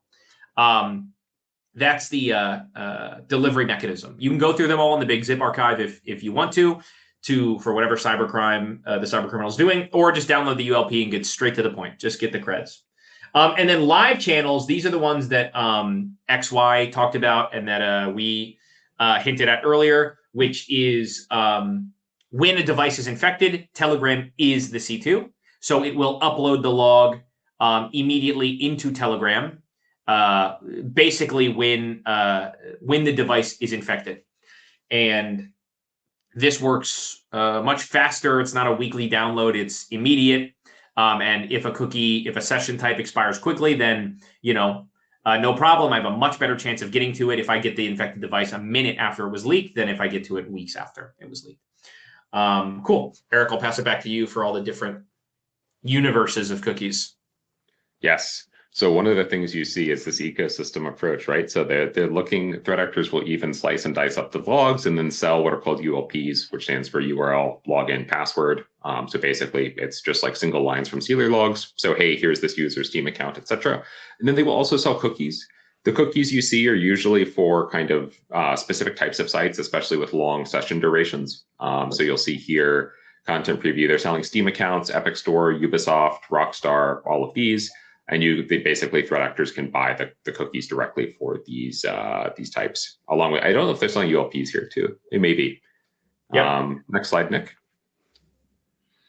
Same for entertainment and streaming. Again, things with long session durations. Now you may wonder, what is a threat actor going to do with a Netflix account? Like, this is kind of an interesting question to me. So we found one threat actor who was kind of consistently compromising Netflix accounts and then changing the email. So he would have an email like netflix123@gmail.com, netflix124@gmail.com. So he'd compromise the account with the session, change all the information, and then resell it in the cybercrime ecosystem, presumably in order to kind of, like, I guess if you sell it for like $2, like especially if you don't live in a high income country, it is a fair amount of money compared to the average wages in some countries. And I guess another kind of person could buy this account from them for a couple of dollars and have access to Netflix for 4 or 5 months until somebody figures it out and they get the account kind of back. And so it's kind of like buying cheap streaming services. That's my interpretation. Nick, do you have a different one? No, that's it. That's just like, next one, please. SaaS platforms, you will see this. This is obviously more geared towards helping compromise corporate security teams. So as Nick mentioned, there are some Stealer log vendors who specifically sell to ransomware groups and to other threat actors who would use these exclusively to get access to cloud environments. One thing I think is very interesting is, I think with the Snowflake thing, one of the things we saw is a bit of a network or crowdsourced effect, where I think Shiny Hunters was the main one exploiting Snowflakes, but I think we saw a few other threat actors also started looking for Snowflake logs in order to gain access to accounts. And so there's this kind of, we're going to answer questions in the Q&A cookie. Don't worry. But there's this kind of like crowdsourced network effect now, where there's so much access being given out and sold on Telegram and the dark web, where maybe a threat group kind of finds a specific one and says, okay, we can compromise Snowflake environments. And then it starts making the news, and then other threat actors start kind of piling on and looking for Snowflake creds and Snowflake session cookies in stealer logs. And so there's this kind of weird like crowdsourcing of cyber attacks. Would you feel that's a fair way to describe it, Nick? Yes. Contagion effect, Yeah. maybe is a better way to put it. Yeah. Where it's like, oh, that's an interesting idea, and then other criminals start kind of like piling on. Yeah, and then they'll all call themselves shiny hunters. Yes, just to make it really clear for everybody. Or scattered lapsus spiders, whatever they want to call themselves. All right. Financial services. This was one too. Selling account access, mail access accounts in stock. So one thing you'll see sometimes is maybe the threat actor does not, maybe they compromise the account, change the email, kind of lock the user out, and then resell the account directly. Like this is a fairly common kind of TTP. Is they may not have like the infrastructure or the ability or the skill to launder money into cryptocurrency and then cash it out. And so what they'll do instead is kind of gain the access, lock the user out of the account, and then try to resell the accounts very quickly, along with like information about the account. So they'll say like, oh, this Wells Fargo account has $9,000 in it. The account transfers are enabled. We have the Gmail access of the account and all of these things. And so they're basically kind of equipping other threat actors to leverage the accounts that they've compromised. And this goes back to the short session cookie duration, right? Is they kind of have to compromise the account, lock the user out first before they can sell it in these cases. Anything you want to add here, Nick? I think it's interesting. This is the financial services space, like retail financial space, is certainly one that has a larger dollar figure ecosystem behind it of like many dedicated actors who put a lot of time and tradecraft into breaking into bank accounts. And these aren't like, the kind of like style, SIM swapping people. These are like much more low and slow, quiet cyber criminals who are advertising individual accounts and helping people break into them and get money out. Can anyone else hear me? Alan, I see Alan can't hear me. If everyone else is having trouble. Yeah, I can hear you, Nick. Okay, cool. Awesome. And they will use mail accounts sometimes to help you get into this person is usually, when they say mail account access, what they mean is I have access to an email and I can use that email to get into all of these other services. Because emails get sent password reset links, it's like also getting into their master password manager. Like it's the other way in if you're already in the email. So this person is saying, because all these things are required to, like, banks are the most locked down in the world of session takeover, account takeover, some of the most locked down. So you need cookies with proper location information from them visiting that site ages ago. And you need all kinds of automation, all kinds of settings for the anti-detect browser and the login password and a bunch of other things. So it's quite an ecosystem, that the financial takeover one. Each individual account is often its own listing. It's very, very has a lot of operators in it, a lot of actors. All right, yeah, Walmart e-commerce. Sorry, retail e-commerce, but Walmart is a big one. There's a kind of interesting scam they can do here, and I think I'm going to use this example because I think it's very illustrative.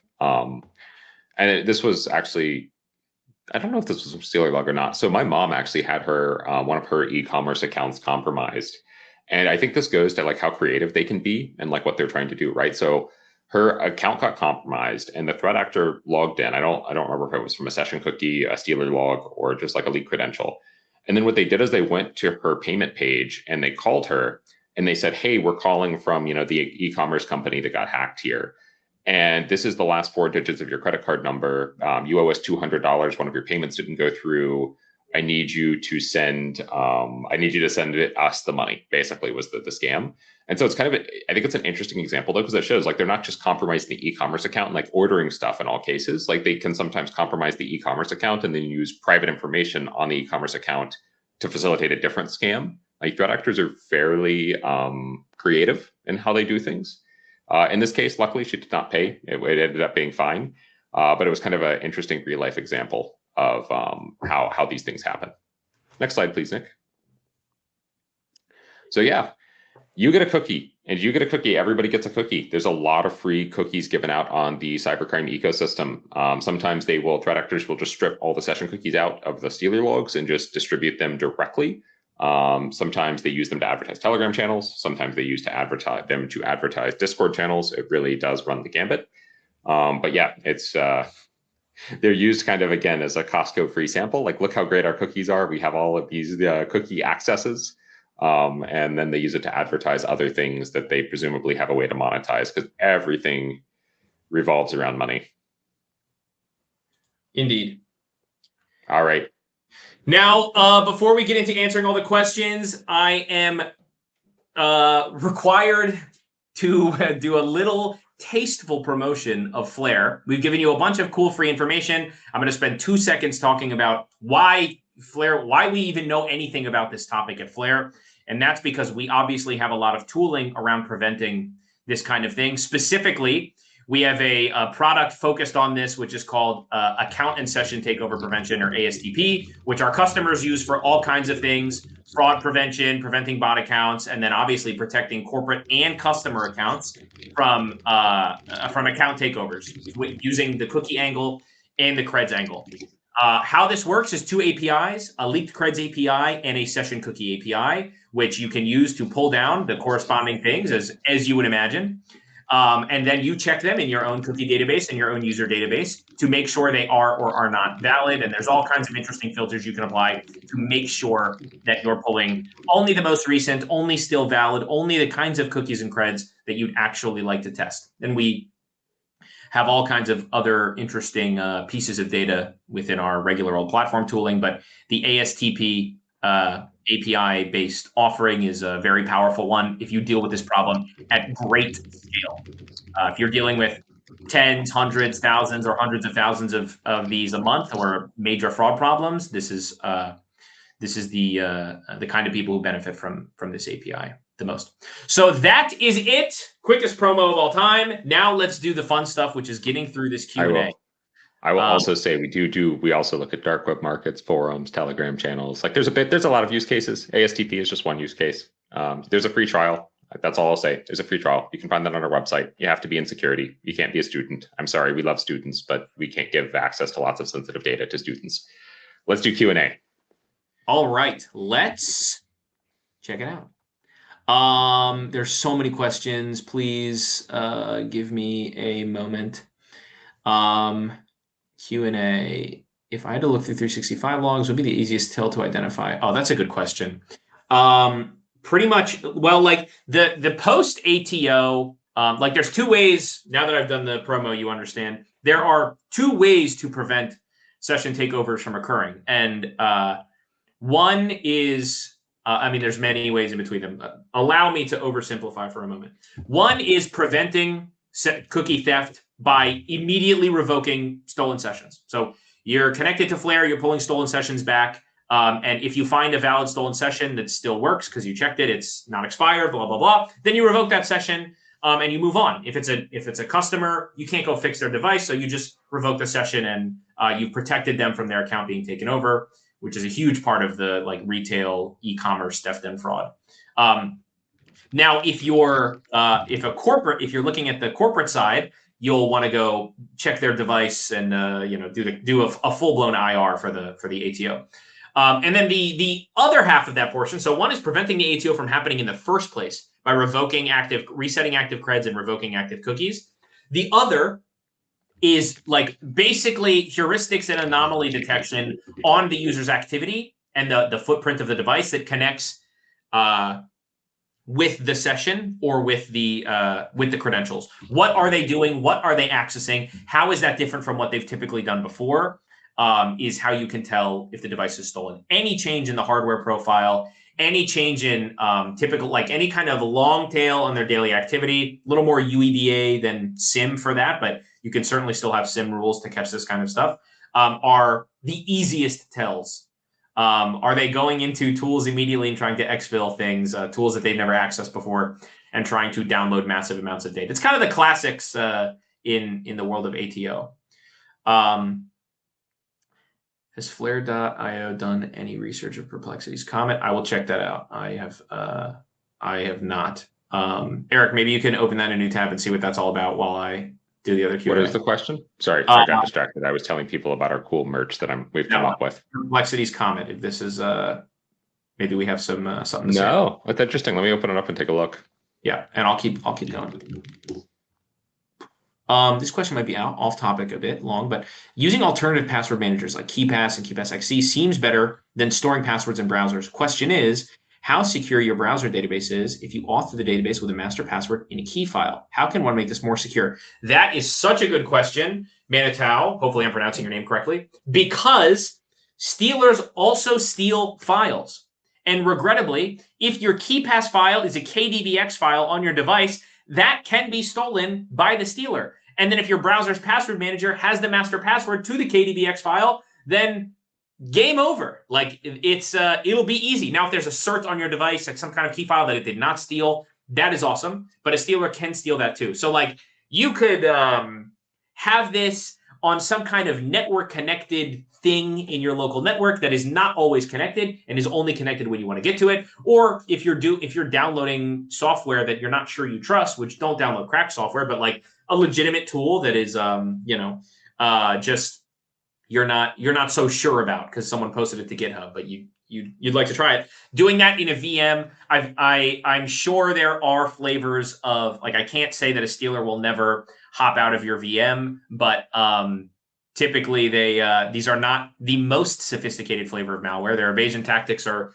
a lot of the classics, but it's the safest you can be. It's have a pretty isolated VM when you're doing sketchy things, and then storing the actual KDBX file maybe off call me crazy, maybe off the device. But there's only so much paranoia you can walk around with about passwords. At some point, you're going to have to put those things somewhere. So, you just have to kind of do your best. What Flare recommends uses a cookie blocker and analyzer that might use ML? That's a good question, Cookie. I wouldn't. A lot of cookie blocker tools that are browser extensions are kind of I don't want to endorse them because they get browser extensions are targeted for takeover all the time, and supply chain type takeovers, and really any browser extension can be a victim of this, and they can be sketchy themselves because usually they need access to all of your cookies. But I'm sure there are good ones out there. If anyone in the chat has some recommendations for cookie, go for it. How often do threat actors change the OS or hardware to see if they can get in from, say, the iOS of a stolen Windows session? That is a great question, and kind of as needed. Mostly we're dealing with Windows devices here. Very, very, very occasionally you'll see a Mac device from like an atomic infection or whatever the new Mac OS stealer flavor is. The name escapes me. But the OS or hardware settings, if you have nothing configured on BL tools on a cookie checker that a cybercriminal is using, then they won't really change the hardware profile. They often don't have to worry. The system is not, many authentication systems will not check anyway. They're more interested in security at the moment of authentication, not resuming a session. So they might not get found out that way. But if someone is properly taking over session, like we saw, and doesn't want them to ever be marked as suspicious and really wants to be careful, maybe they're an initial access broker, maybe they're a cyber criminal with just something very specific in mind, or maybe, who knows why, for a number of cybercrime reasons, people will go in and use an anti-detect browser and match the hardware profile correctly and do all that. It is done.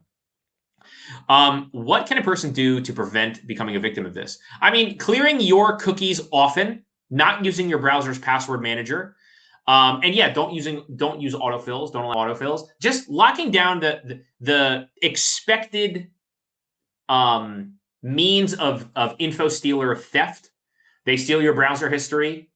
They steal your autofills, they steal your credentials, they steal your cookies. Clearing those things out frequently, using a password manager outside of the browser. I recognize there is risk with that, but just exercise caution with those things. Have good data hygiene. And if a stealer, does get on your device and there's nothing interesting in those places, then simply first of all, getting the malware off the device, which I won't even begin to talk about what to do in that scenario. But once you feel that you're safe on the device, resetting your stolen sessions, resetting the passwords, and any auth systems on those is going to be very important. Additional controls, I don't know. Really, most of this, Simone, is not downloading InfoStealer malware. That is a really good start to not getting infected, is never to download the malware in the first place. Yes. Okay. How would an adversary-in-the-middle attack, that's also called AaitM, commonly, if you want to Google that one, steal someone's session token or bypass MFA? Adversary-in-the-middle steals a session token in a similar way to InfoStealer malware, but really an AaitM attack typically involves like an attacker web page where they let you enter things, and they've like completely weaponized it to harvest real creds or cookies and take them over to whatever service you're trying to authenticate to, so that they can take it over. They can pick up as you, authenticate as you to the service.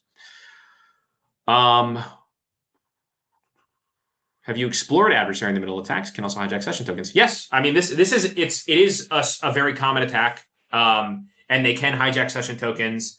And this definitely does happen with O365 sessions. Yeah, there's lots of good research on this. Maybe I'll find some good research reports on AaitM attacks and drop them maybe in Discord, Joel, if you're in there. Is passwordless plus phishing resistance can be a solution? Yeah, I feel like there is the future may be passwordless. Now, just because you're passwordless doesn't mean you're cookieless. And I'm sure if all authentication becomes device bound, bad guys find a way. But I still think the world would be probably a safer place with, if big services, big SSOs especially, moved to passwordless auth, which actually many are experimenting with, which is promising. Does incognito in private browser make you safer from an info stealer? Yeah, I mean, it's not going to save your cookies after your session. So in a sense, yes.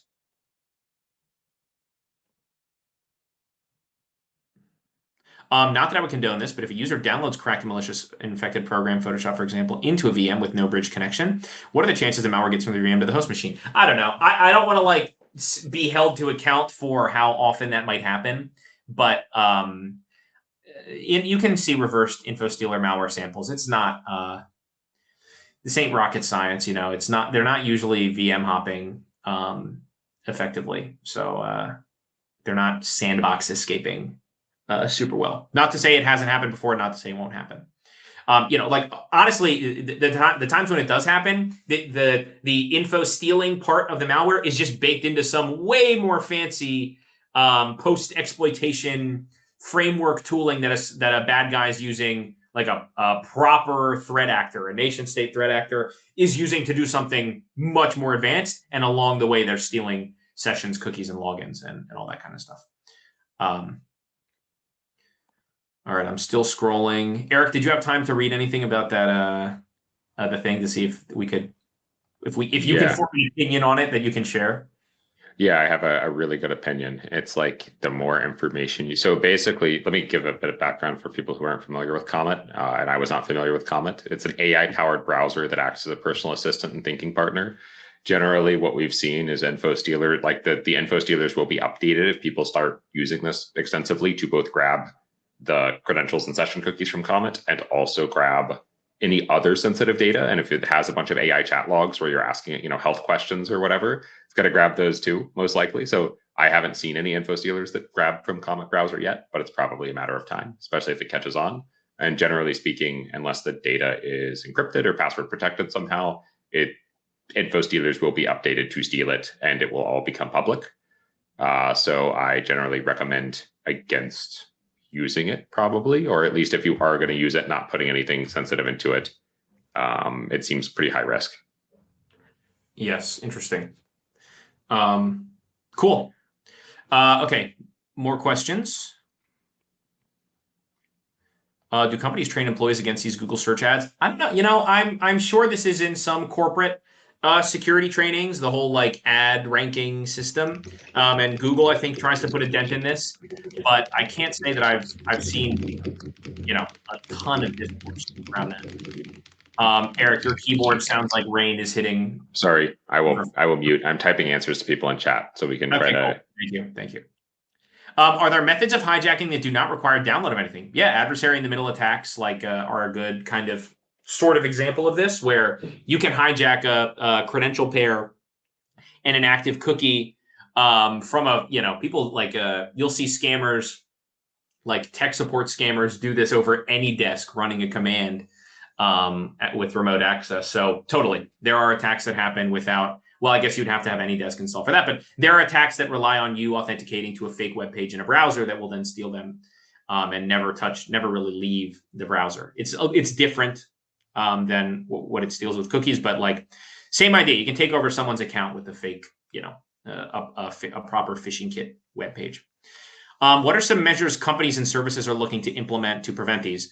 Again, another shameless moment of promotion. Flare is a solution here. To find these stolen sessions and credentials and revoke them and reset them before the ATO happens in the first place. And then the other non-Flare solution is post-exploitation analysis, having good logging, having solid EDR with good enforcement policies, having all the right logs turned on, and if you're a web app, having good bot detection software, good post account takeover anomaly detection, solid heuristics and analytics on account activity. There's all kinds of things that you can do here. Flare is a piece of that puzzle. What are countermeasures against theft of session cookies and their distribution? For example, session ID rotation can make it difficult with long-lived sessions. Absolutely. This means if a cookie is not yet expired, it may be no longer valid. Yes, it may still no longer be valid. In addition, Google is planning to incorporate a new feature in Chrome called the vice-bound session cookies. Yes, the TPM stuff, I don't know, nervous about immediately being bypassed by stealers with the application-bound encryption. But anything using the TPM, any progress on that, I think is good. Do info stealers always require user interaction? Basically, yes. Can you adjust the expiration date on the cookie through the browser? You can do whatever you want to a cookie, but that doesn't mean the web server is going to like it. It might say, hey, this is different than I have a version of your cookie and you have a version of your cookie. And the one you just checked to make sure it's the one I'm checking to make sure it's still valid has a different expiration date. So I don't like that. So typically editing the cookie in line will negate its usefulness because the web server will recognize it. Cool. All right, I'm going to catch up in chat a little bit, but I think I've got through a ton of the questions here. Back to the chat. Eric, have you seen anything in the chat that you want to address that maybe I've missed? Yeah, I'll address this. Do you guys have an idea about 10 top countries most active dark web space? I had somebody ask me about this recently, but I'm not a big fan of running these through AI. It's an interesting question. I mean, I would say Russia is the big one. They don't really prosecute people in Russia for committing cybercrime against NATO and Western countries. They actually introduced a bill in parliament last year in Russia to decriminalize it completely. Technically, it's criminal in Russia to launch an attack against a NATO country or individuals in NATO countries, etc. But it's fairly unusual to actually see people get prosecuted for it in Russia. So Russia's a big one. You see a lot of less developed economies where cybercrime is just a bigger payoff, right? So there typically is a pretty strong correlation between the economic development of a country and the rule of law. And so if you think about a country say France, which has a very, very high rule of law and also a very strong economy, there's not a ton of incentive to be a cyber criminal there, right? You have a fairly high chance of getting caught going to prison, and you could probably make equal or more money just doing normal work. So there's not a big incentive.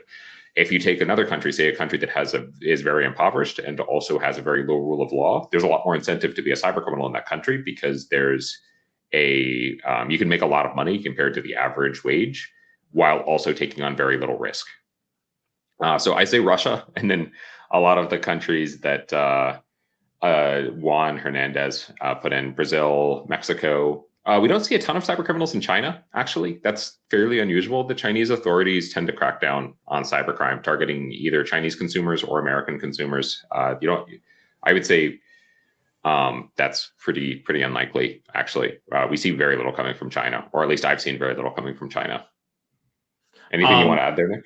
Yeah, another angle on the question in the geography in the InfoStealer world is victims. So the distribution of InfoStealer infections, we have this free thing on our website, the Flare Data Explorer, which has a bunch of heuristics from our data. From we took a sample of I think 30 million logs, something like that, of our data. We isolated that sample and we did a bunch of analysis on it. So these were the malware families we saw, and when you see the big drop-offs during law enforcement activity, which families we got by volume, and then the geographic footprint. Tons and tons and tons of infections in the US, a lot in Mexico, a lot in Brazil, India, and Indonesia. So these are the highest hitters.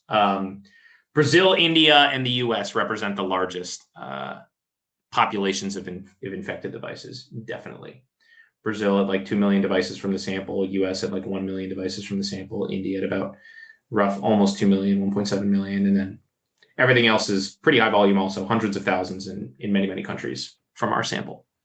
And if you scaled this over all of the Stealer logs in the world, I'm sure the distribution would still look pretty similar.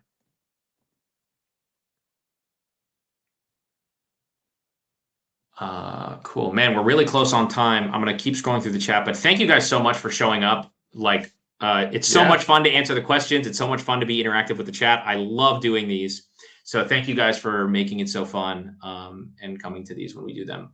A lot of people put in a lot of work to make the free trainings happen. So it really means the world to us. And join our Discord. We publish all the trainings we have upcoming in our Discord. And we also, I talked about merch a little bit earlier. As we build out our merch designs, we'll be sharing them in Discord. We're also going to be running special CTFs and kind of hidden messages in some of our marketing material that will unlock free merch. So we're trying to be a fun marketing company. So come join our Discord. It'll be fun. We're building up. I think we have 2,600 people so far. We also have a verified channel with only where we actually video verify security practitioners, so people can have more sensitive discussions. And we'll probably even have special trainings for verified members. Kristen, do you mind sharing the Discord for us in the chat? Yeah, thank you. Yeah, please come join our Discord. It's going to be a lot of fun. Yeah, we're all in there. We're always in the Discord.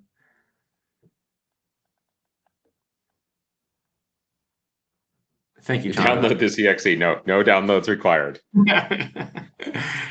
Flarediscord.pdf. It would be really funny, though, to provide a download link and see how many people downloaded it after we just went through this entire presentation, Nick.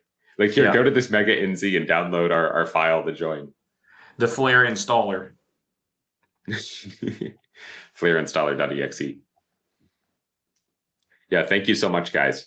We really appreciate it. You're welcome to ask more questions in the Discord. We will get to them. We also will publish our recording in the Discord. We look forward to talking to you guys and having future trainings. Looking forward to your feedback on this one as well.